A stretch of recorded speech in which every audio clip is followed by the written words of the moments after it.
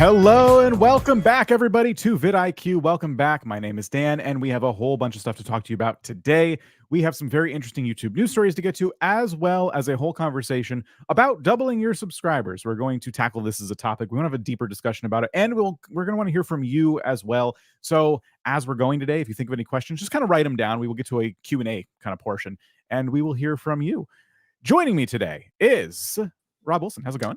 Good morning, Dan. Good afternoon, myself. Good evening, some of you out there in the stream. Just hello to everybody. Glad to be here once again. And an individual shout out for Dave. Hang on. Dave Jeffrey in Niagara, USA. Love the intro. Thank you. I put that together many moons ago. And Dan and I were just talking about whether we should get rid of it or not. So I don't know. Maybe it survives another week because of that. Yeah, just a few seconds before we started, hey, should we make a new intro for this? Not now. Yeah, well, okay, not now. So thank you for being here. There is some really interesting YouTube news right now. We have some of our own experiences regarding this news / features to share with you. And we're going to spend a little bit of time talking about it before getting into the meat of today's stream, episode, whatever you want to call it. So if you hadn't heard, there is a new YouTube feature, and YouTube's been talking about this for a bit, but they've actually started rolling it out. It's known as creating a course or courses or whatever you want to call it. But essentially, in YouTube Studio, you can designate a specific playlist that is meant to be seen as a course rather than just a playlist full of videos. So this has kind of like a different implication when it comes to the viewer and their experience, and it comes with some other features as well. So Rob, you tested this out last week, actually, and we're still kind of collecting some data on this. But what are your initial bits of, wisdom you can impart on us? So my first question to the community here, first of all, is do you make what might be considered educational, how-to, utility-based content that is discovered by being searched? I think that's the big question, first of all, to establish, because we understand YouTube as, in massive quotation marks, the second largest search engine in the world. So people use YouTube as a reference point. And we now have approaching 20 years worth of educational how-to content on YouTube. And if you imagine you're one of those creators who made the golden how to tie a tie, how to unblock a toilet, how to, I don't know, fix a roof, any of those eternal problems in life, you've been just sat at the top of the search rankings for possibly decades at this point, raking in the views and the cash. And so when I saw this idea of courses, I thought, oh my goodness, this could be almost like a reset button of search-based how-to content. And just imagine if you make a course on how to learn English as a second language, or how to cook Italian food, or in our case, how to start a YouTube channel. And we have a 2 or 3 hour course, and it finds itself at the top of the search rankings. That is chef's kiss moment. Oh my goodness, this could be amazing. So I find it incredibly interesting and intriguing. And then, Dan, I kind of experienced this. So I'll share my screen at this point, because you want to pull up the one you made? I have it. Oh, well, no, I was going to kind of mean it like this, right? So, okay, I've done a search here. Well, hang on, let me just do it again. I've done a search here for how to get your first 1,000 subscribers on YouTube. And you see that, hey, Nolan, congratulations. You're at the top of the search rankings, and you could be there for a while for Think Media with 1 million views, right? Great. That could be there for a long, long time. All right. What I decided to do was take some of our videos about how to get more subscribers. Some of those videos in themselves have millions of views, and put them together in a course. And I titled it, How to Get Your First 1,000 Subscribers, YouTube subscribers, and Beyond, right? And so when I do an exact search for that, cool, awesome. We find ourselves at the top of the rankings for that very specific search term, right? How long is it going to, is it ever going to go beyond that? Because nobody's searching specifically for what I've typed in here. Yeah. And beyond. Yeah, we're not all Buzz Lightyear here, right? Right. Now, the differences are, I would say, subtle, in that you can see these kind of layered cards behind. So it looks like there's a range of videos here. And view full course, and course. And look at the bottom right of the thumbnail too. Course 9 lessons. Course 9 lessons. So there are some subtle UI changes there. And if I click on the course, it takes you to, it takes us to our channel. I wasn't expecting it to do that. That's weird. It's supposed to do that. Let's try clicking on full course this time. There we go. So yeah, I was expecting it to send us. So now you can see that it looks to me pretty much like a playlist, really. Yeah, anything it's basically the same format. Now I can do a couple of things. I can edit the description here. So this is some channel controls, but there is a discussion box here. That's interesting. I think people who are on the course could maybe discuss different things, and comments could turn up here. I've also seen on some of the examples from Creator Insider that there will be downloadable material, and that's really cool. Quizzes. And Jasper has just walked into the room, and he's probably going to steal something. So, Jasper, do you want to come say hello? He's really distracted me now. Come up, come up. Oh, what's that? I like that fancy play button up on its end like that. What is that? The blue one. Hello, hello. What are we looking at here? Sorry, the one next to Jasper's head, like on your shelf. So this is a diamond play button. I printed out, but it's too heavy for the stand, so it keeps falling off. So that's why it's at a wonky angle. That's probably pretty similar to the real diamond play button, honestly. Where was I? I was talking about, like, you can get downloadable materials as well, which is interesting. Now, let me just say something about discussions before you move on. Go ahead, yeah. If you've ever been a part of another online learning platform, discussions is very common because it's not just comments. It encourages people to talk about the course. Like if there's something, a bit of material you didn't understand, you would go into the discussion tab and like say, hey, so I'm on lesson 4 and like the thing they said about this, like, what does that mean? And so it's really cool that that's there. I'm discouraged by the fact that you clicked on it and there's nothing. There's probably nothing because no one knows about it, but is there nothing? Like, how do you post one? Like, we should be able to start a discussion. I don't see any buttons. So that's 2 strikes against this already, just in our demonstration today. Is like the first one is you clicked on courses and it brought us to the front page of the channel. Now the second one is discussions might be broken, or we're just needing to be on a different account to see them. Hey, let's encourage our community. Can you try and find this course and post some discussion points in it? I don't know what you're going to post, but yeah, find something there. It's a new feature, so I don't want to be too hard on them, but yeah, that's kind of interesting. Now, this is a bit of a hack job from us. Like, we didn't create a course on subscribers. We basically put together some of our existing videos just to see what would happen here. The really fascinating thing as well from a creator point of view is that, am I on the right page? Has this changed a little bit now? Right, here we go.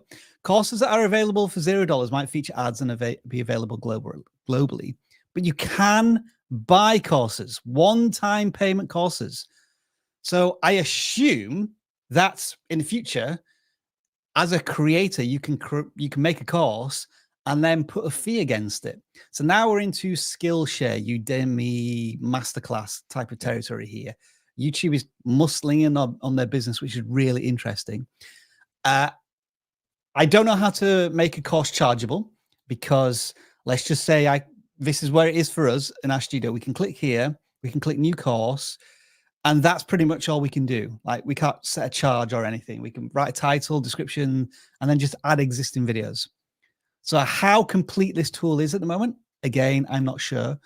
But the fact that you can potentially charge for these courses makes it very fascinating from a creator point of view. They're asking, is this for everyone right now, or is it in beta just for certain creators? So I thought it was going to take 2 or 3 months to roll out. And as I was making a video about courses, which is going to come out tomorrow, we got the tool. So like, oh, wow, like that is quicker than I thought. But it's one of those, YouTube is rolling out, which means that, you know, some people might get it in 6 months. And I don't know if there's any specific requirements for courses yet either. But I wouldn't get too excited about courses right now because I've been a little disappointed in terms of like the potential discoverability of them. And I'll tell you why. If we go to the playlist details, because it basically just lists itself as a playlist. We go to the analytics here. And it's like, oh, this looks really interesting. I'm getting 12,000 views every 48 hours. Oh my goodness. Has turning it into a course just give us a ton of views on all of these videos? And the answer I think is actually probably not really, because when I go to the YouTube Studio, if you can make me full screen for a second, Dan, that's a course at the very top, listed at a playlist. From what I can tell, we've got 234 views, maybe from people taking the course. Mhm. Like we probably want more expanded analytics about how far people got through the course, like how many people, I guess, clicked join course. Like, can you join a course? Or is it just like a video that's on YouTube, but sometimes it's attached to a course? There's all these little kind of oddities that make it difficult to work out how successful this course is. Mhm. And then the real big question I ask in the video as well is, this is cool in terms of reachability for viewers, because, 2.5 billion active monthly users on the platform. That's cool. They now potentially have access to all of these free courses. But for creators, how do I, what is YouTube going to do with these courses? Are they going to make them super accessible, or are they just going to be kind of buried in the platform somewhere? And from what I've learned, they are going to be available here, on the search page, on channel pages as courses. Did we quickly show that? We did. I think you go to somebody's channel, you click on courses, there it is. Okay, cool. You can scroll down here, and I think in the Explore tab, I don't know if learning is going to turn into courses. Same icon. But that's what they say it's going to be. Right. And like, okay, it feels like it's a bit buried now. And so my kind of wild idea here was, what if YouTube put something right here in the top left-hand corner of the screen? You see where we have home, short, subscription, music. If they put there courses or learning, it's like all of a sudden this turns YouTube into this learning hub. And that would get me really excited as a creator, because I would think that YouTube is giving my courses a front and center discovery opportunity. But I'm not seeing that yet. And I guess maybe that would be too much in one direction, and then courses would be overpowered, and creators would find, a hack to use courses to create content that's not really about learning. It's just about getting more eyeballs on these courses and stuff. So there's a lot of unknowns. It's exciting. It isn't exciting. And then, Dan, we were just discussing beforehand, it goes on to the conversation about segmentation of different content types on the platform, because I would argue that shorts and podcasts have been very successful for YouTube, even though they were relatively late to that type of video segmentation, at least in terms of putting it on the right places on the platform. But there are other sides of this, such as courses, where I'm now not sure, but also live streams. We're hearing now that a lot of people who were signed up to YouTube for exclusive contracts are now disappearing off back to Twitch. And I think that's where you really wanted to jump into the conversation about the distribution of content on the YouTube platform, and where should we put in our effort into? Right. Like, and just real quick on courses before we jump to this. Even if the reason I'm hopeful about courses, because even if you don't think, well, I don't have a course that I can do, think about it this way. Like, if you're a gaming channel that does like more entertaining videos, but let's say you play retro games, maybe you have some knowledge and you could do a course about building out a retro console, like modifying a console or something like that. That wouldn't fit with your normal content, but maybe you take a break from the normal content and produce a course. And that course could be free, it could be searchable, but it could help diversify your channel a little bit. So I'm hopeful that, like, YouTube, like shorts and everything else, it's an opportunity to try something new on one channel if you want to. But I say this, and then I'll kind of jump into the live stream portion. Live streams on YouTube have been talked about quite a bit recently, because they're now being hailed as kind of unsuccessful, which is weird to say on a YouTube live stream that does pretty well, gets some decent views we like. But the reason they're saying this is because streamers, like, there's a moment in time where YouTube was shelling out big bucks to get streamers exclusively on YouTube. They were pulling them from Twitch and other places to say, like, just stream with us, we'll give you a bag of money. And those contracts have now started to come to an end. They're all around the same time, because this all happened around the same time.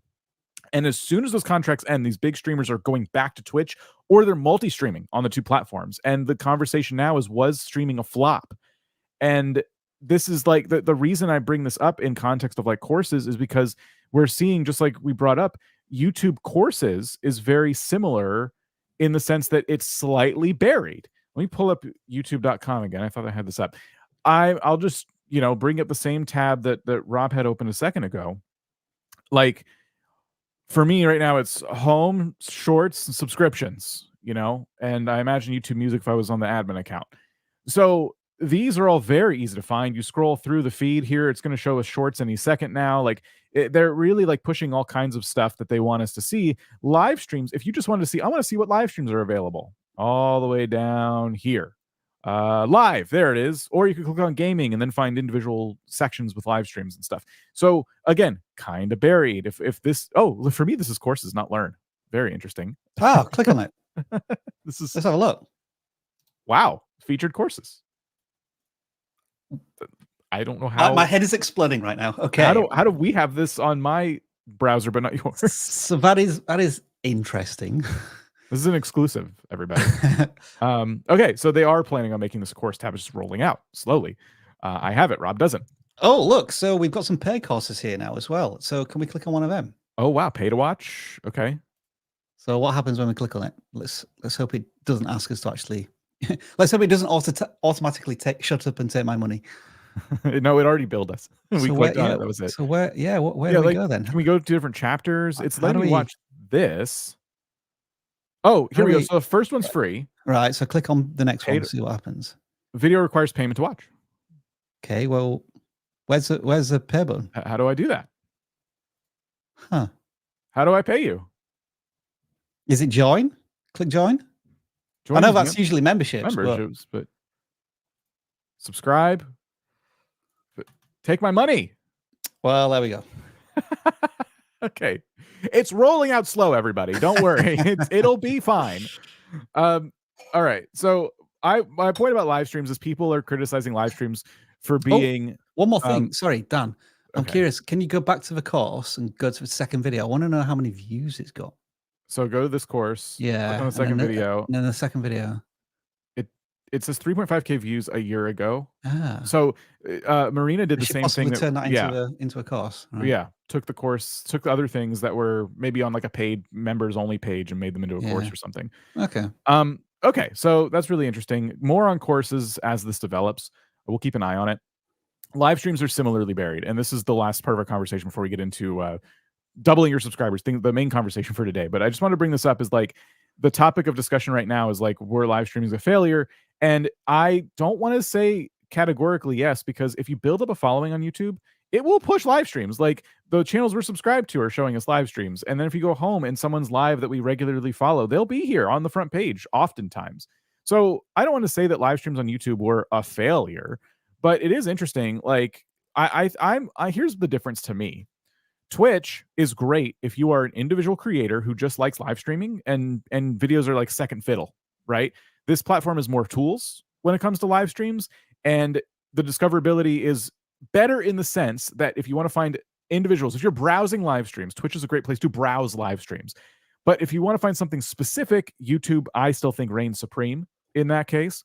And that's kind of the big difference. If you are a company like us or you don't game like us, I feel like live streams on Twitch wouldn't make any sense. But on YouTube, it makes a lot of sense. We do a lot of videos. Videos are number one for us. Live streams are second or third. So it makes a lot of sense. But if you are primarily a streamer, now I'm saying maybe Twitch. Multi-stream is probably the best case scenario if you have the internet ability to handle it. But it's because YouTube did not invest enough in the feature. That's what a lot of people are saying. I tend to agree with that notion.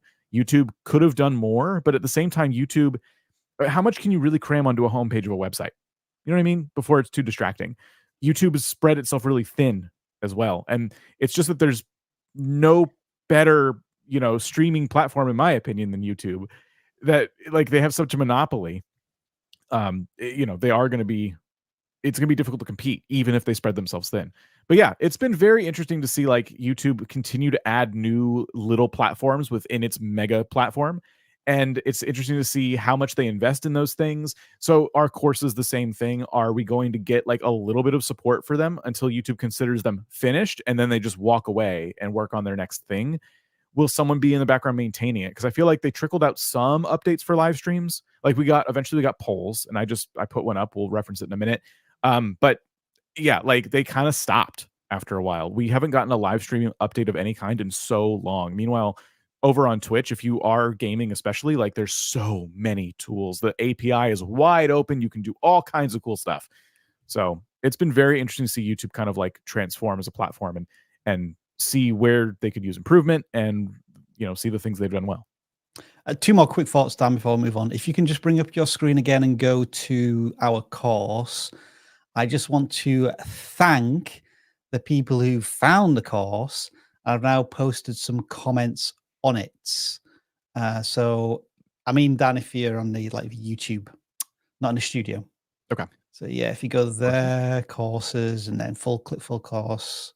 If I just plays it. Oh, full course? Yeah, right. Down the bottom, at the bottom, at the bottom. Beautiful course. Sorry. There we go. And then click discussion. So there, it does prove to you that people can comment sort of like straight away on this page, which is helpful.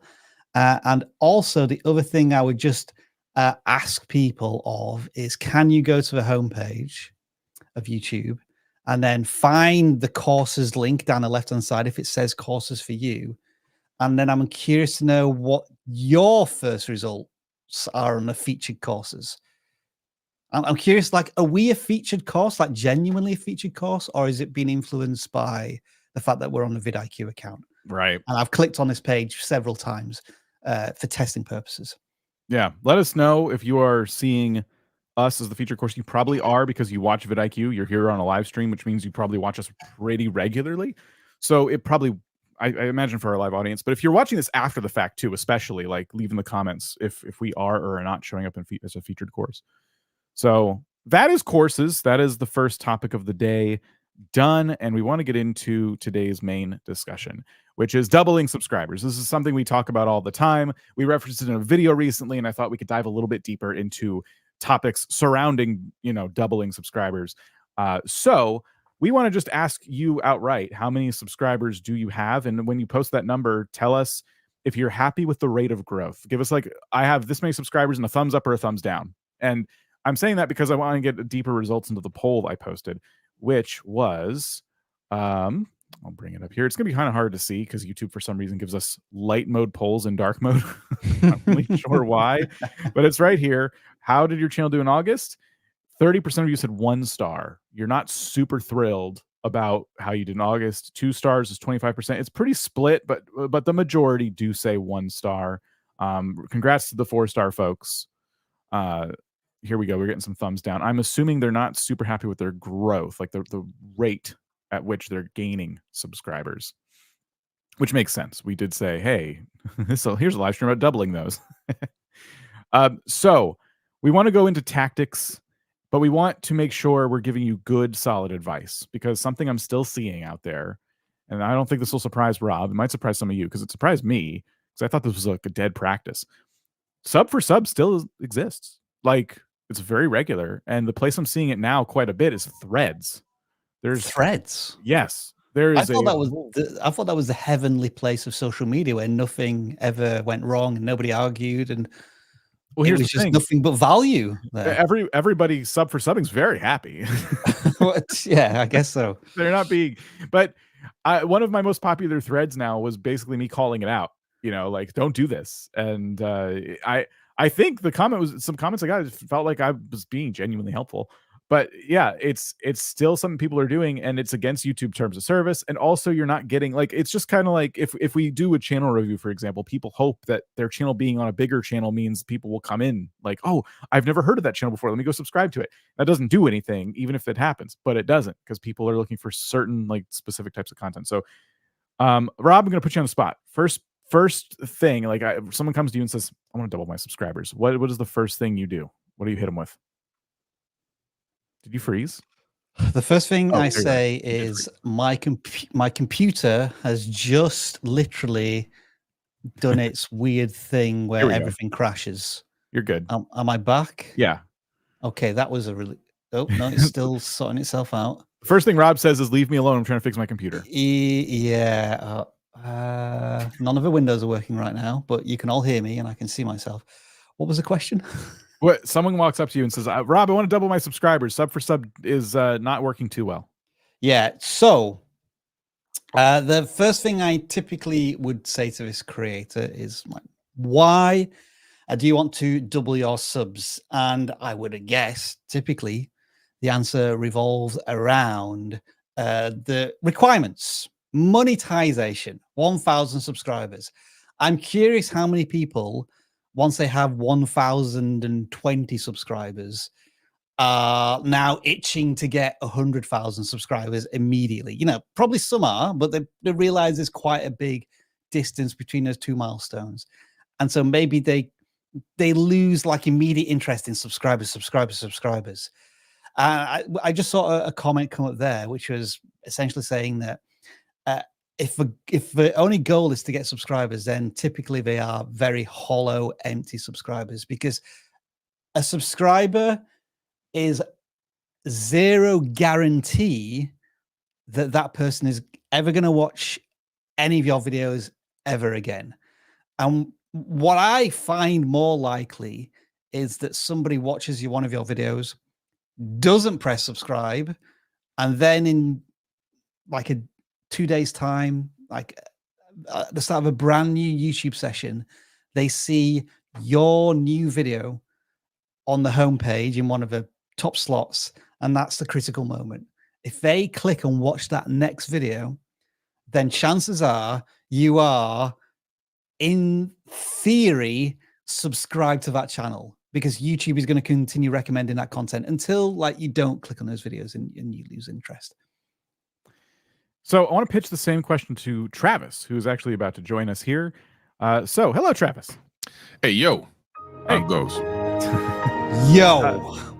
Question is, Yo. someone walks up to you and they're like, Travis, I've been trying all kinds of things like sub for sub and, you know, promotion tab. How do I double my subscribers? How do I do it the right way?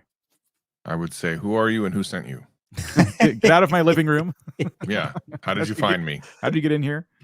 Why are we randomly talking about YouTube growth? I'm here at Subway just trying to get my sandwich. I don't understand. And once the situation normalizes and calms down, and they pay you for your time, yes. Well, now we can sit down. All right, now we're sitting down with a sandwich, and all right, now we're doing this thing. Okay, they want to double subscribers, you said, or views, or what? Double subscribers. Within like a short amount of time, or just overall? Probably just tomorrow. Making it so complicated. Let's answer the question. The question, it depends on the answer, Rob. Don't you know this by now? Look, if someone says I want to double my subscribers, you have 20 subscribers, I'm gonna say no problem, son. We got this. If you're talking about I want to go from 2,000 to 4,000, I'm saying, oh, okay, we're probably gonna be able to do this. If you say from 100,000 to 200,000, listen, man, we can't do this. The Subway is gonna close by now. Listen, so. It depends on the answer. Now, if you're just talking about like from a perspective of every month, I want to get more and more and more, you know, quite frankly, the end result is you have to think, what does a subscribe mean? What does that mean to a person who's watching? Why are they hitting subscribe? 99.999% of the chance when someone opens up YouTube, they are not going to YouTube to subscribe to any channel. They're just there to watch videos. When's the last time you opened up YouTube and you were like, I'm going to go subscribe to some channels? Probably very few times ever.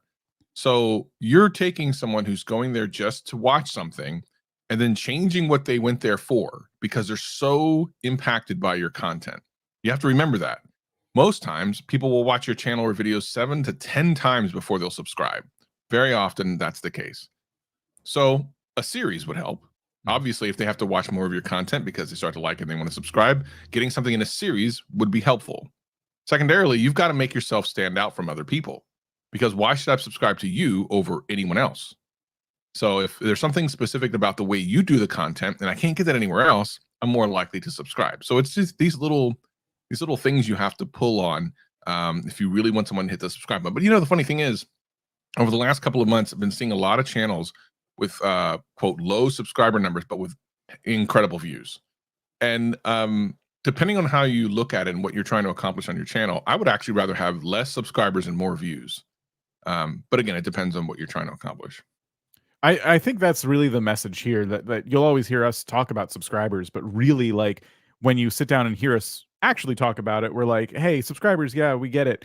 We see subscribers as a consequence to making YouTube videos, and not necessarily like they shouldn't be the ultimate goal. Like getting views, watch time, those things, always more valuable, because I know channels with over 1 million subscribers that are struggling to get 10,000 views per video. And it's because Yep. they've been doing this for a while. They kind of took a break from YouTube. Like they're like, YouTube's part-time for me now. Or there could be a million different reasons why a 1 million subscriber channel doesn't get the views they used to get, you know? Mhm. So subscribers has never ever been like a benchmark for what you're guaranteed on YouTube.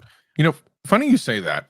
Before I even started my actual YouTube channel, I remember thinking, okay, I might start doing YouTube or whatever. And I remember looking around, and numbers, when you're not a YouTuber, numbers are substantially different than when you are a YouTuber. I remember thinking 10,000 subscribers was like an amazing amount of subscribers, right? And so I was going around checking different channels. I'm like, okay, well, how many views do you get if you have a 10,000 subscriber channel? And I found a 10,000 subscriber channel, and they rarely got 1,000 views, and I was shocked. Yeah. I was shocked. I'm like, what? But that's like totally a thing. That's not only just, that's like normal. So I think it's really interesting that I think the one place where you could say subscribers are important are in social proof for like sponsors. Other than that, they're kind of meaningless. The number is kind of meaningless. I believe that if YouTube could do it without being canceled, they would get rid of views and subscriber numbers. Yeah. 100%. And I know this because there's a couple of reasons I would say this, but one is there's certain platforms that you watch, like I watch a lot on TV and stuff, where you can't even see the subscriber size. There's even a couple of times where they've been testing things where you can't even see the amount of views on a video. They're testing it already. So if anyone was like, no, they're already testing this idea. Yes.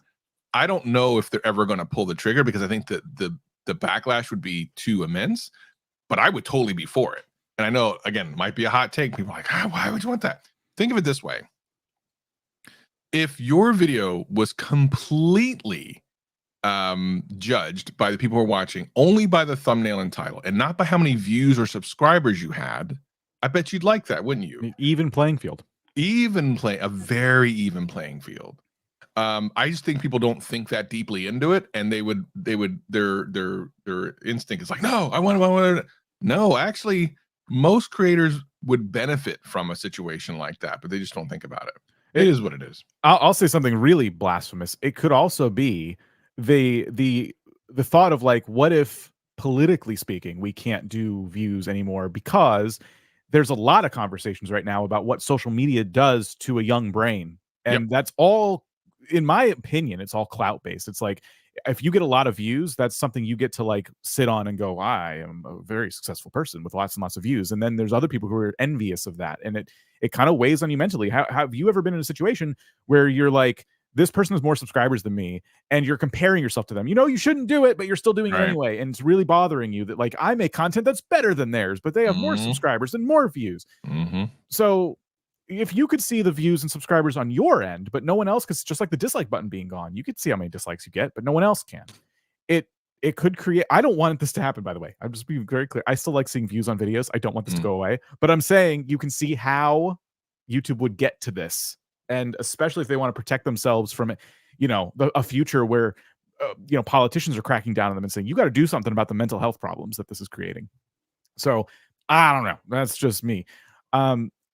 We should talk a little bit about methods, though, because I think people are here to learn a little bit about, like, okay, you said double subscribers, and then you're just bashing subscribers. So I want to talk a little bit about methods, because YouTube offers a lot of them. We talked earlier about live streaming and things like that. We feel like live streaming, I feel like we'd all agree on this, probably more of a watch time play, building communities, things like that. But views wise, a lot of questions we get revolve around shorts. Should I make shorts to get more subscribers? And will that do anything for me? Discuss. Well, there is an argument that you can grow an audience very quickly on shorts. And so it could be argued that it is easier to get to 1,000 subscribers for that monetization requirement. However, the other requirement for monetization, if you're going down the shorts route, is 10 million views in the course of 3 months, which sounds to me very, very difficult to achieve. So you get halfway, and then all of a sudden you see Mount Everest in front of you in terms of the number of views you get. And then the other problem is that has been around since shorts came to a platform is, how on earth do I take that short form audience and then take them to long form content where there's far more ad revenue to be earned. And there are not many successful examples of this apart from big creators who've done it very successfully. So I would say, personally speaking, make content on the platform you want to live on for your entire creative career on YouTube. And when you say platform, you mean specifically shorts within YouTube. Like you're talking about platforms that YouTube has kind of given us. Yeah. Shorts, live, etc. So basically the advice is make shorts. Don't do it if you don't like shorts.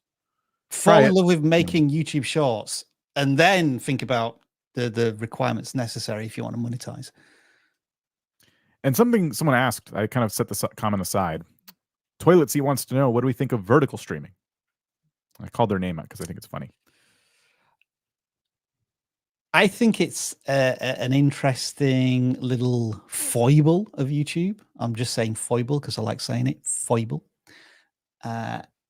We tested it once, Dan, and we saw that we had a massive increase in views, but a massive decrease in audience retention. And that stands to reason. So people can very easily swipe through the content. And if they get bored quickly, it's easy for them. There's less friction to move away onto other content. I think there's still an opportunity there for people who really want to engage with that aspects of content creation. But there's also a huge amount of competition versus TikTok, where you have this incredible amount of gamification on TikTok, where people can send like little gifts and things and money of like small monetary value. So I think TikTok still leads there at the moment, but is TikTok going to exist in 12 months' time? That's a big argument on that side of the fence. Travis, what do you think? If you want to jump in on shorts, I know we kind of almost skipped over it there, or vertical live streams. I don't know if you've had any experience with those. I still wonder, it's funny because I remember it seemed like such a big deal when it first came out, and I haven't heard anything about it since. Is it still as overpowered as it used to be? When it first came out, much like anything that YouTube initially puts out, it was the way. Yeah, I'm not seeing as many as I used to see when I'm scrolling through shorts, and I used to see quite a bit when it first came out.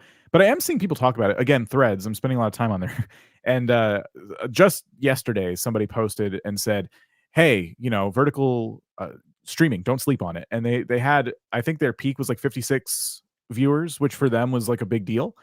And so I think it's an opportunity, but I'll say just from my own experience, I follow a lot of gaming creators and stuff. I'm friends with a lot of gaming creators, and when they do vertical, they feel like they're kind of losing something with horizontal. They feel like they are taking away an opportunity to do a horizontal stream for their regular community because they typically stream. Like streaming is already something they were doing. So a lot of them want to do both at the same time, and they do. You can actually do two broadcasts at once on the same channel, and so they'll do a vertical and a horizontal. But it's been, from what my conversation with people, it's been inconclusive in terms of like which is better, And so just like anything, I would say vertical streams are great when your intent is vertical. I'd say if you play mobile games that are done in a portrait mode kind of style, vertical might be the way to go. You could put like a face cam and you could have like a vertical game, and it makes sense. So I'm going to say something based completely on my background as being a YouTube coach for years and kind of seeing a lot of things, but not based on any specific data. So take this with a grain of salt. My guess is the view duration on vertical is way less than the normal live stream, in which case you would have to make live streams accordingly. Kind of like what Dan just said about, make vertical-ish type, but think about like the person watching a vertical live stream versus horizontal, because horizontal can be on like TV, tablet, phone, can be on all these different things. Horizontal really is only any good on a phone, of which there's a lot of people, don't get me wrong, but then also think about like how long are you going to watch a live stream like that. My guess is not super long. That's not necessarily a bad thing. It's just something to consider. So if you're trying to make a deeper connection with your audience, and again, assumption based on a lot of my experience, but not based on data. If you're trying to make a deeper connection with your audience, I would say that the normal horizontal live stream is the way to go. If you're trying to get found, I would say then vertical live stream would be the way to go.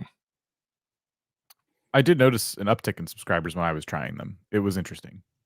Yeah. I'm curious from the community here. When was the last time you subscribed to a channel? You don't have to Mm. tell us why, but was it today, in the last week, in the last month, in the last year? I can say, I think genuinely, I haven't subscribed to a channel for about 3 or 4 years at this point. The most organized thing I will do on YouTube is save a video to watch later. Yeah, me too. But I never subscribe to anything because I just have full trust and faith in YouTube that if I watch something from a creator and I enjoy it, it will know to recommend content next time. I'll give you like an example. I don't know if you know this, folks, but I'm like a huge fan of 1990s, 1980s wrestling nostalgia. I may have mentioned that a few times. And there is a channel called Wrestling Bios who was covering the Monday Night Wars. So this was like when WCW and WWF were competing with each other for about 6 years. Yeah. And they were broadcasting the show at exactly the same time on a Monday night. So they were competing directly against each other. And this creator is kind of reviewing that show. And they have been for like 3 or 4 years now. It's like one of their weekly things. And I've not subscribed to the channel, but as soon as that video is released every single week, it is in the top left-hand corner of my browser because YouTube knows I'm going to watch it. Yep. And like that is like, I know YouTube knows more about my viewing habits than any subscription list would ever do, because I subscribed to some stuff 7 or 8 years ago when I was interested in poker, and I don't play poker anymore. And I never see those videos recommended on my feed, even though I'm subscribed to some of those poker channels. Yeah, and it's funny you say that because I've called that phenomenon subscribe but not subscribed for years. Yeah, because it's a thing that's like it's always pushed to you because YouTube knows you're going to want to watch it. And there are channels that I get that from that I forget that I'm not subscribed to. I actually think that I am, but I'm not. So yeah, and I love that channel. It's a great channel. He's an interesting guy. Him and Wrestling with Regret is good too. We did this poll as well, asking the question, and it still seems as if more than half of our community, I'm not going to say relies on subscribers or still has that routine and habit of clicking on a subscribe button. But I would be fascinated to know, I don't know how I would phrase this in a community post, of the channels that you subscribe to, how religiously do you watch those channels? That would be the next question. Like I have to say 3 or 6 months. Yeah. It'd be cool if you could put a poll in the comments of a poll just to like dive deeper. It'd be kind of fun. Oh, a meta poll. Yeah. Yeah. I want to just ask everybody, like, if you have questions, we're getting close to that time where we can take some questions about subscribers, things like that. So use hashtag question in front of it, like just all caps question, and then ask your question. We'll start putting those aside so we can jump on them. But yeah, ultimately we're discussing, I think every time we talk about subscribers, we can't help ourselves. We are going to talk about how you almost shouldn't be focused on subscribers. You shouldn't be focused on doubling subscribers. And I think you'll find if you don't focus on doubling subscribers, you will double your subscribers over time. That's true. Because it just, like I said earlier, it's a consequence of making videos. Like people will just do it.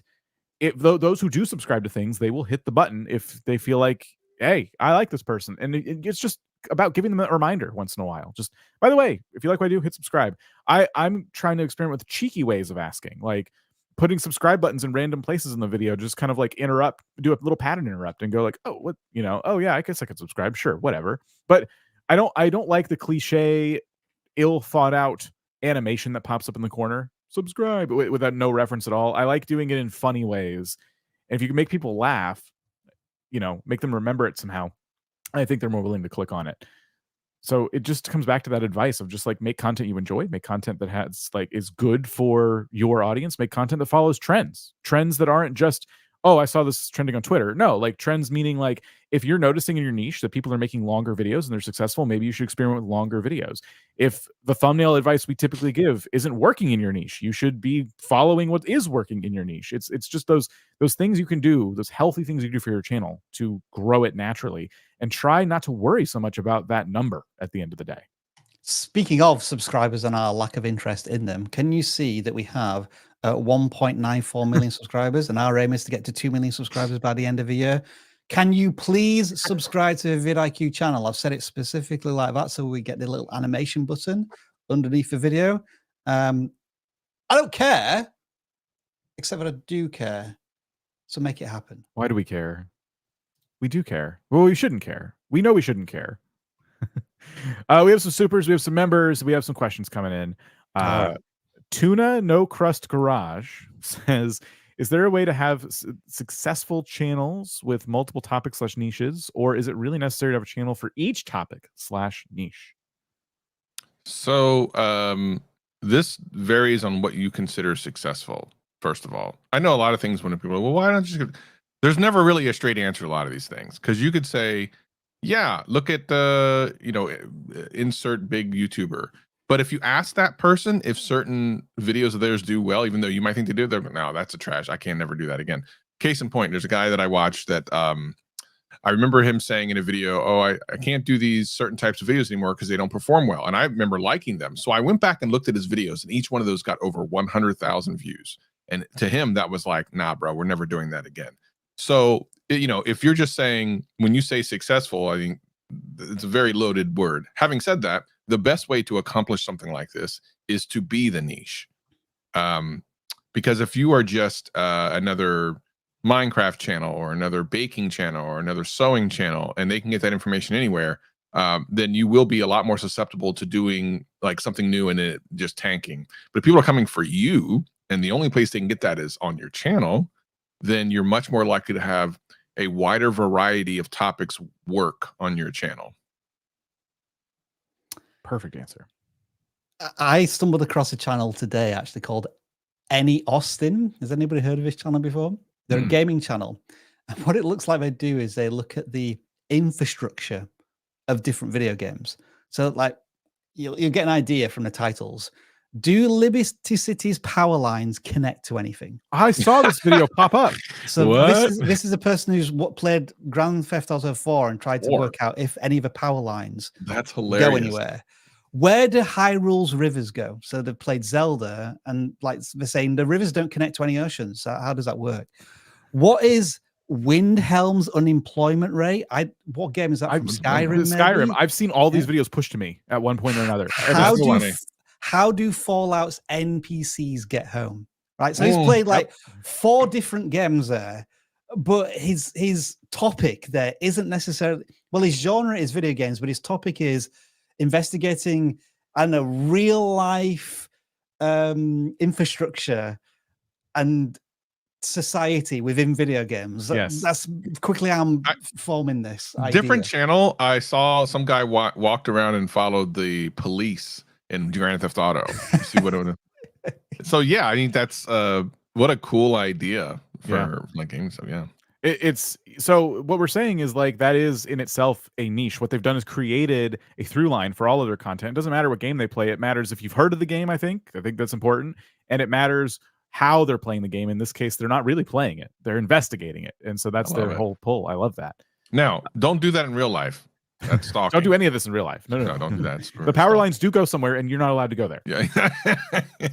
The Alpheus Gaming says, "Hey boys, so happy to announce that today I hit 4K watch hours and got accepted into the partner program. Congrats to you. That was awesome. Let's go. Congratulations." I mean, you're welcome for the tips, but I mean, you still did that. That is all you. So congrats.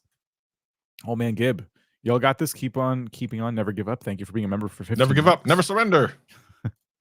Dempsey Illustrations. YouTube has YouTube recommendations killed the subscribe button being clicked? We did kind of talk about that. If the videos are being fed with no need to subscribe, why click the button at all? Yeah, I mean, at the end of the day, like I feel like if YouTube could get rid of things, they would get rid of number of subscribers for channels, number of views, the subscribe button, and metrics for creators, because they don't need to do, like, if the platform's working the way that they say that it should, you don't need any of those things. And it's costly to YouTube. Like the analytics, pumping those to us costs them something. All these other things. I bet if they could streamline YouTube, they would get rid of all of that. They can't, because it's, the genie's out of the bottle. But if you look at other platforms, like that's a thing. Instagram, you can see likes, but you can't see how many people viewed it. I mean, that's so in likes, not completely undifferent from likes on YouTube videos. A lot more videos before you get likes. So I feel like those things exist elsewhere. If they could get away with it without people revolting, yes, they absolutely would, because they don't need to do it. Yeah, very good point. Deep Psychology, thank you for the super chat. and says, I'm getting ready to release my first sponsored video, off-road lights in exchange for a product review video. Congrats. Awesome. Awesome. Make sure Well you done. make sure you've done all the FTC guideline things and told people that it was sent to you for review. But other than that, congratulations. It's a great, fun thing, and I think that's amazing. We have a hashtag question here. So if you have a question, this is the format. Hashtag question, then feel free, ask your question. Will the courses only be monetizable for YouTube partner channels? I would say so, yes. There's probably also due to terms of service or like contracts that may need to be agreed to. So that's might be another interesting sidebar on that conversation. And I'm guessing that the cut that YouTube will take will be similar to the other fan funding type of products, or like 30% of the takeaway. But the information is not there yet, so I can't report on that. My guess is 500 subscribers unlocks those features. This might be one of those. Yeah, let's go with that. Yeah. We have a quick member update here. 5 months for Beyond Every Valley. 5 months already. Happy anniversary. Nice. Thank you so much. And then we have another question here from Digital Insights Corner. Does promoting a video with ads negatively affect its overall growth? I promoted a video last week and RPM dropped from 26.06 to 24 cents and CPM dropped from $53 to $39. I wasn't aware of anything about the CPM dropping. That's very interesting. Mm-hmm. However, we actually have a video that goes specifically over what happens when you promote a video using the ads. TLDR, I think you should watch it, by the way, because it actually explains a lot of this stuff in depth. It doesn't necessarily hurt, but it 100% doesn't help. If you want more details about that, I'll find the link and put it in chat. Stupid question. If you see an advert for a video, I guess, and then you go to that video, does it play the ad for that video as well? On the video? Are you talking about like... If that makes any sense. Like it's meta of itself? Yeah. Because you can use the promotion tab to promote a certain video, right? Right. Yeah. Right. So if you go to, so if like I see an ad for a particular video, then I click on it to watch that video. Can an ad play before that video? That's a good question. If you clicked on an ad, I don't think they would interrupt, because the sponsor would be really annoyed if ads were playing on their ads, right? Yeah. So if people, I think this dropped very naturally. I think some of your views came from sources that were not the promote tab, like search or whatever, and you still got paid for those because ads showed up. And then some of the views, the majority probably, came from people watching in the ad platform. And so they're not going to see an ad while they're watching an ad. And this is one of the reasons we say don't use the promotions tab. This is not a tab for you if you're just trying to grow content naturally. It's a tab for you if you're trying to grow a service or a product. Right. It's not good to use to promote videos. That's not a good way to gain subscribers. All right, I just put the video about promotion in. We break down exactly what happened. So if you want to know all the details, you're good to go. If you've seen a vidIQ, an ad in a vidIQ video, just keep in mind we make organic videos, so we're not promoting our videos. We do have ads though, and those are a separate thing. Yeah. Okay, sorry, I just got rid of a comment. I didn't mean to. I was on autopilot there. Sorry for getting rid of your comment. Tori says, if an old video suddenly takes off, is there a way in the analytics to work out why/how? Traffic sources would be the first place I would look, because somebody might have promoted the content externally. If it's through browse and suggested, then what you may want to do is look at, I guess, maybe the average view duration prior to that bump in discoverability, because maybe you're sending positive signals to YouTube. Or it could be that the video has suddenly become topical again. Maybe you'd made a video about the Olympics for Tokyo, and now the Olympics is here again in 2024, and people are just interested in that topic again. But traffic sources would be the first place I would check. Yeah. Ruben VS says, how to know for sure that a video is going to get views? I had a video once with 1.7 million randomly, and some not even 400 views. You don't. Yeah. I mean, you can start to build a system and a formula to ensure that you're hitting all the right marks and doing everything that you believe to be right for the video to be successful. But I don't think anybody is guaranteed success on any video. You're not entitled to these views. You've got to convince the audience that it's a video worth clicking on and then worth watching. Yeah, I'd say topic is the most important thing. Like, you did something that resonated with a lot of people. Difficult to do every single video, but this is why you want to have a focus on like topics and stuff that is repeatable, in the sense that just like the channel we talked about earlier that's doing like, okay, where do the power lines go in Grand Theft Auto? Where do the rivers go in Hyrule? Like that's repeatable for them. They can do this with a lot of games, and there's a lot of popular games. As long as people have heard of that game and they've never had the thought before themselves, they're kind of like, that's kind of interesting. Where do the rivers in Hyrule go? And so those videos have a lot of views, and that's like they found a formula, but that's difficult to do. That is the hard part of YouTube. And there's, it's not going to happen overnight, but that's okay. We have a very interesting super chat here from Coffee, Cults, and Crafts that says, love your channel. It helped me so much. I'm a cult survivor who live chats with people about recovery while I crochet. To my surprise, I was monetized in less than 10 weeks. Thanks for your advice. Wow. I just want to say congrats. Like, it's really cool that you're on the other side of that now. And what a cool concept for a channel. So like you're talking about cults over coffee and then making crafts while you're doing it. That's cool. I always like to say that YouTube is built on channels like this, whereby it's not necessarily a channel designed to get the biggest audience and make the most money. It is designed to share a story, potentially one that has a struggle or a challenge behind it, and reaching out to other people on YouTube who can find solace in this content and say, "Oh, I really needed this. This is really helping me right now in my life right now." So yeah, like congratulations both on monetization and probably really positively impacting the people that you're talking to.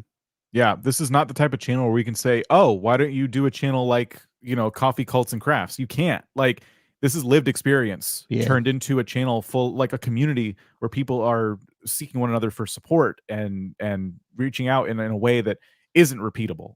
And that's really, really unique. And yeah, like Rob said, just like the foundation of YouTube. It's so good. Chocolate Plus. Is there a way to encourage for viewers to comment? Because I get so views, but not many comments. Channel's almost a year old, and I post about 4 videos per month. Simple. Ask questions. Mm-hmm. Make those questions easy to get the audience engaged with. Like, don't overthink it and make it complicated. Sometimes it can just be a single word answer, or it could be a question that sparks a conversation at the beginning of a video. Talk to the viewer, ask some questions. I did it earlier, just during the stream. I said, like, I asked a question. I forgot what it was now, but I asked a question for people to answer in the comments after this is done being live. So I'm like addressing the folks who are watching this not live and asking them to participate as well, just like you guys are participating live right now. You can always do a hot take. That always helps. Yeah. Spell something in the title wrong. Or say something inaccurate in your video. 100%. You'll get tons of people letting you know about it. Or just talk about how like amazingly popular video games are rubbish. Oh yeah. Yeah. Talk about how much Zelda Breath of the Wild, for example. Talk about how bad Breath of the Wild is. Should I accept a shout out from a friend who makes videos in the same niche as me? I mean, yes. What? No. I wouldn't get excited about a shout out like that personally, because folks are there to kind of watch them, and it's difficult. It's difficult for me to ask my audience to go watch me on Twitch, even though it's still me doing the same thing that they like to watch, because I'm asking them to go somewhere else and do something else. So shout outs don't really, in my opinion, work super well. But it's not something you should be like afraid of either. It's just, I wouldn't make that part of your growth strategy personally. I would argue that, like, in this example here, Silas Plays has got like a bigger shout out in this environment by asking this question, and that's become like an organic conversation. But just having somebody say a creator's name in a video without really any emphasis or impact behind it, it's almost like a throwaway comment, and like viewers aren't really going to register it as I'm going to check out this channel just because the creator said it. Yeah, I would say like Scylla Plays, that's a really great question there. We appreciate our community contributing to the discourse here. Yeah, this was a big thing a couple months back when we were doing Mac sessions. I remember someone signed up for vidIQ Max, because they knew at the time we were doing audits we would randomly pick Max channels. And I remember asking them, why were they so excited to get an audit? They said, oh, because I'll get a shout out and I'll get a whole bunch of subscribers. And I was like, that's not the way this works. And they didn't want to believe me. They got selected. And then the next day they came back into the Discord and they said, you were right. No one subscribed to me. It's because no one's paying attention. Like, think about everyone who's in the chat here. How many times, there's been probably a couple here and there, but be honest, how many times have we brought up a channel where you've gone, let me go to that channel and subscribe to them? It's probably pretty rare. And just that's the same thing for most things. I mean, we look at hundreds of channels and it's so rare. There's once in a while I'm like, I'm actually going to go watch that because that looks cool. But that's different. Like what we talked about, the going around and investigating. Like I would go check that out because it's an interesting concept, right? But just because someone's name gets put up, that means nothing. Yeah, I have to be genuinely interested in it is the point. Let's do just a couple more questions. We also have one more thing to do today after we get through some of these questions. So real quick, Harry Snorlax gifted 5 memberships. So thank you so much for that. Enjoy your emotes, folks. Christian Eternal Hope says, if I'm doing faceless channels and would like to use captions, what do you recommend, using YouTube Studio or an external service? You mean like Rev? You could use Rev. They will connect to your channel and do it for you. The meaning like burnt in captions, like you would use Opus clips or something like that. Possibly. I would say it sounds like a reliability thing. Like, should I rely on YouTube to do this for me? I think it's better if you are intervene in some way. Like, let your Adobe Premiere software do the captions, edit the transcript yourself, and then make those, like, add those to the video so they pop up. But yeah, it could also be burned in versus not burned in, and I'm not really sure when you should do that. I'm thinking faceless channel, which automatically means I'm pushing myself towards some AI influenced content, which then usually means burned in captions, that type of direction. So I apologize if I'm incorrect there. You just want them to be accurate, but you also don't want to spend time verbatim, word for word, typing out captions. But there's a lot of tools that can help you with that. And YouTube doesn't do a great job on its own. A quick story here. When I first started working at vidIQ, I decided that what I was going to do was upload a video to YouTube, then download the SRT file that was created with the captions, and then manually go through those captions and correct them. And then re-upload them back to YouTube as captions. Wow. That was time consuming. Yeah. And I do not do that anymore. So I apologize if our captions are incorrect. We use an external service, and they are linked to our channel. So every time we post a video, we unlist it, we give them a minute to caption it, and then not a minute, but a little bit. And then we post the video and it should have its own like captions that were done by a human. It's called Rev. Just Urito, I don't know if I'm saying that correctly. What is the most viewer-friendly way to display ads on your monetizable videos without losing too many viewers? Are you talking about sponsored segments? I know there can't be if they're talking about, hey, this video is getting loads of views, so I want to put some ads on it to get some ad revenue. I assume that's what they mean. I would say let YouTube do it for you. Yeah, people are used to ads now. So. Yeah, I've seen experiments run where people will post ads, like they'll go into the YouTube editor and post as many as they can, but that doesn't necessarily up their revenue because YouTube will decide how many ads to show a specific viewer. And the theory is a lot of that is based on each individual viewer. Like there's a certain ad tolerance, and YouTube starts to sense like how much you tolerate ads before you click off a video, for example. And so you might see more ads than someone else if you are more ad tolerant. That's a theory. I don't have any proof for that, but that's like one of the theories I've heard. So YouTube is in charge when it comes to ads, really. If you're really savvy about this, you actually build what you think would be a natural ad break into a video where you have a cliffhanger moment. I don't know, maybe like clips to black for half a second so that you know that you're going to manually insert a mid-roll ad there. But yeah, people are used to ads these days. Yeah. And then last question before we get into our last thing today. Free giveaways, good or bad idea to do them? I think we just put Travis full screen and let him rip. Man, I've had friends do this and it was just, they'll never do it again. If you do it for your community, like in a community only post or something, that's kind of cool to deepen the relationship with your community. If you're doing it to grow, don't do it. Without even going into detail, just don't do it. You'll never want to do it again. Let me give a little context. Let me give a little bit more context. Okay. Here's why. Number one, you're going to get a bunch of people come in only for the thing and then leave. And then secondarily, you're going to get a whole bunch of people come in, say it was rigged, call you a bunch of names, and then leave. Yep. It's not worth it. I'd say the only time I would ever do it, and you have to make sure you follow all the rules, giveaways could be a bit complicated, is I would surprise them. You know, you're doing a live stream for your community. You don't put giveaway in the title. No. Partway through that live stream, like, by the way, I'm giving away a copy of this game today. Right. Here's how to win. That's how I would do it. So it is like Travis said, is it like going to your community? It's like a community building thing rather than a growth thing. Those are our questions. We have one more thing to do. We owe someone a channel audit. We ran a contest on Twitter, and it was a thumbnail contest, and so we are going to do one channel audit today. Glad you remember, Dan. Good job. From Xbox Nation, this was the winning thumbnail. 15 brand new open world games coming to Xbox and Xbox Game Pass. That's pretty good. Good packaging overall. Wait a minute. Open world games. Hold on for a second. Is this that YouTube channel that I'm thinking of? They're called Xbox Nation. Pull them up real quick. Because if it is, I think I've watched these guys. No, it's a different one. Okay, never mind. What a disappointment. I could have sworn it was, but no, it's not. So Travis' advice is be like that other channel that he wants to watch. Yeah. Yeah. I could have sworn it was. No, I guess not.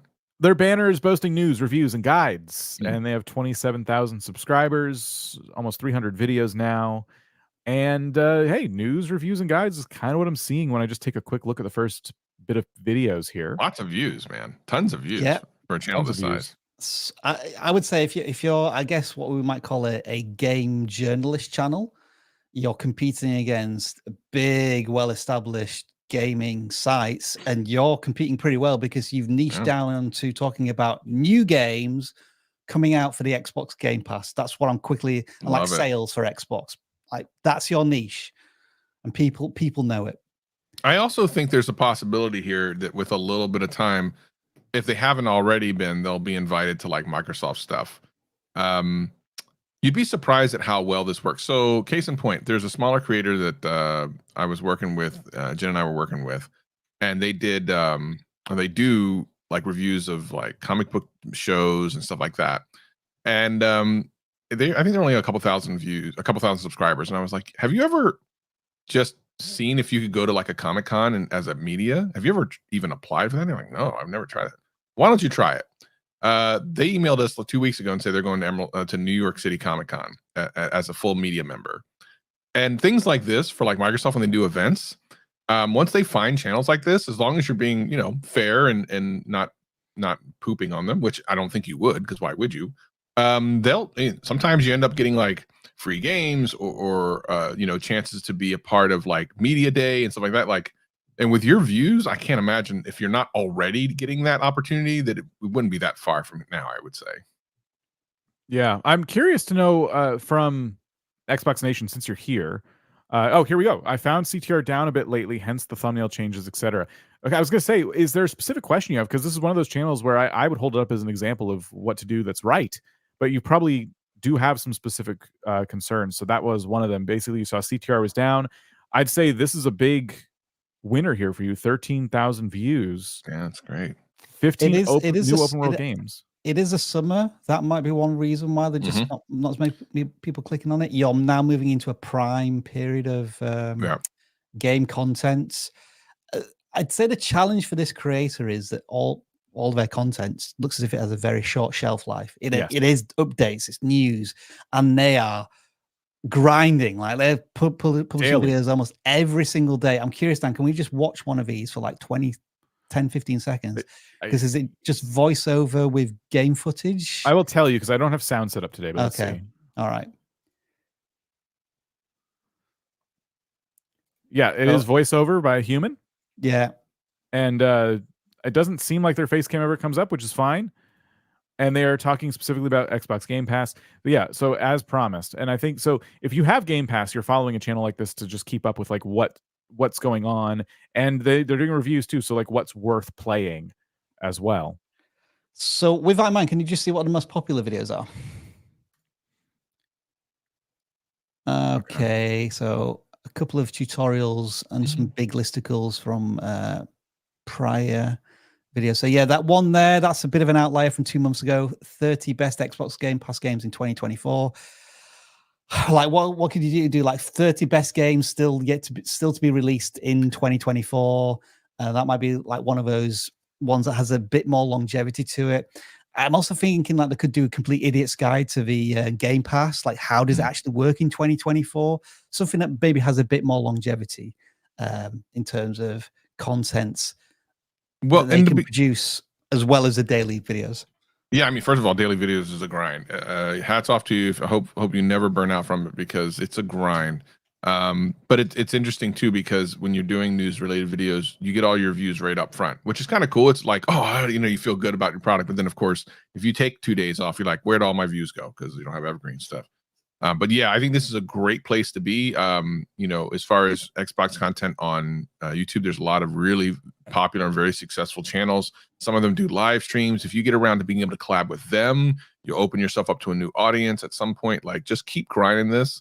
Your performance is excellent. To be able to get like 10,000 views in a day on a 20,000 subscriber channel is kind of incredible. Yeah. I feel like if you just continue doing what you're doing, you don't burn yourself out, you will have some great opportunities open up for you for sure. All right, Dan, I want us to risk something here. Scroll back to the top, and is it on most popular at the moment?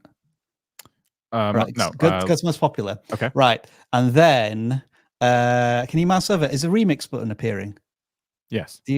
Right. Okay. So let's do the one that's 30 best day one games coming to Xbox Pass in 2024. Let's remix that. Now, what we're also going to have to do here is go to preferences. And then if you just remove all of those preferences and then just put in like Xbox Game Pass, video games, there's a couple of options. This is one of our brand new tools, by the way, and we're just testing out now. What this does is it takes an idea from a video, any genre, and then it remixes it for your genre. Now, what we're basically doing is remixing your own videos here. But that would probably be enough, Dan. Click save. And like, do any of these titles interest you? Because these could all be potentially ideas that you could make over the next 3 to 6 months coming up to the end of 2024. I don't know, screenshot that if you want, or just get the extension, start using this tool. We're really excited about it. Kind of an exclusive look here, because I think it's now rolled out to everybody, as I understand it. Everybody should now have access to this tool. Yeah, I got it like yesterday or the day before, something like that. One bit for me is that, and you may not want to do this, but if you were looking for content with a larger shelf life to it, you could do some more opinionated stuff. I don't know if you've already covered it, but recently there was a conversation around Xbox like as a console and what Microsoft is doing with Xbox. Are they going to keep making Xbox consoles? They're kind of pushing into the PC market. Games are coming out on PlayStation. Like, you could do like a 20-minute video where you're just discussing your thoughts and opinions on these trending kind of topics.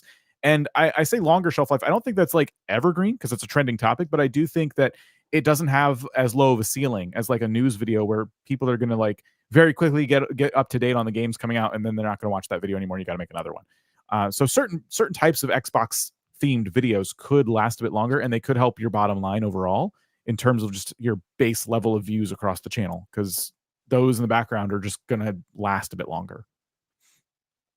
So that was our one channel review for the day. Can I segue onto any other business? I just want to tell you a story now because it's related to video gaming. Okay. So I have like frontier gibberish hatred for certain video games. Breath of the Wild being one of them, right?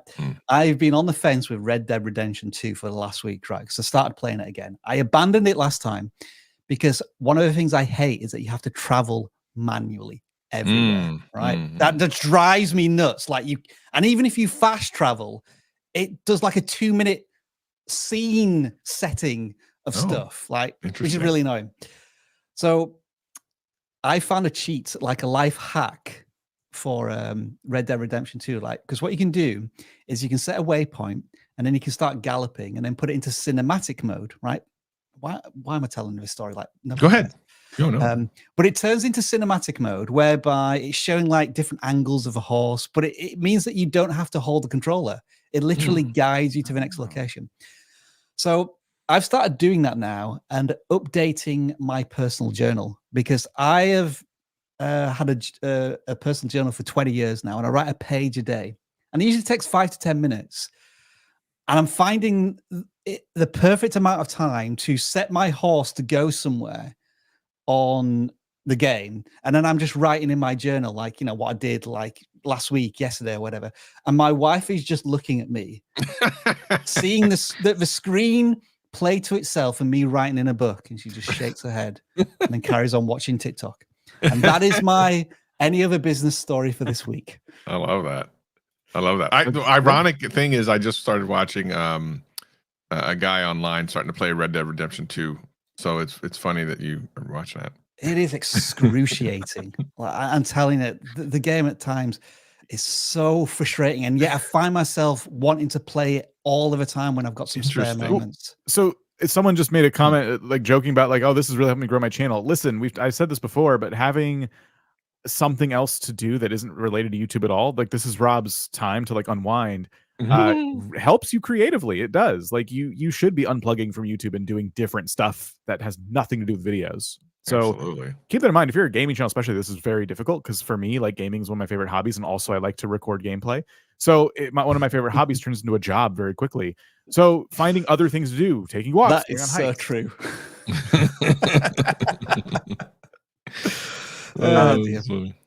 So yeah, there's just, yes, this does help with channel growth. You should be taking breaks. You should be doing things that have nothing to do with making videos at all.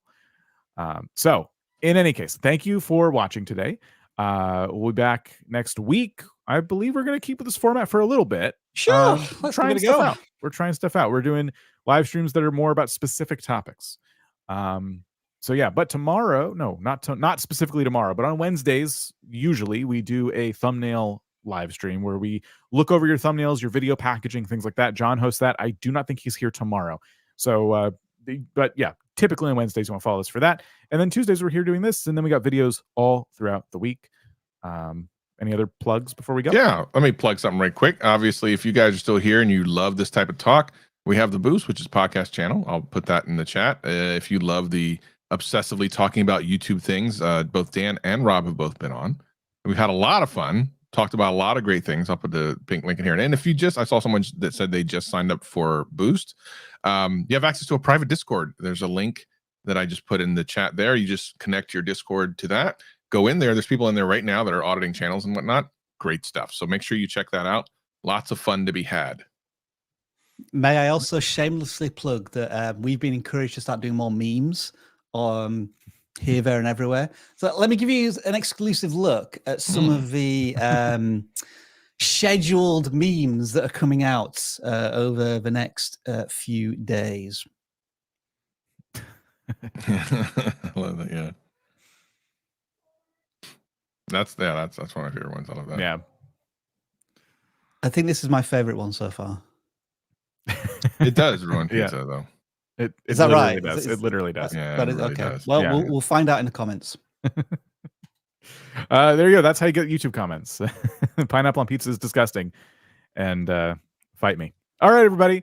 Have a great rest of your day, week, evening, whatever it is for you. While I look for the outro button. Here it is.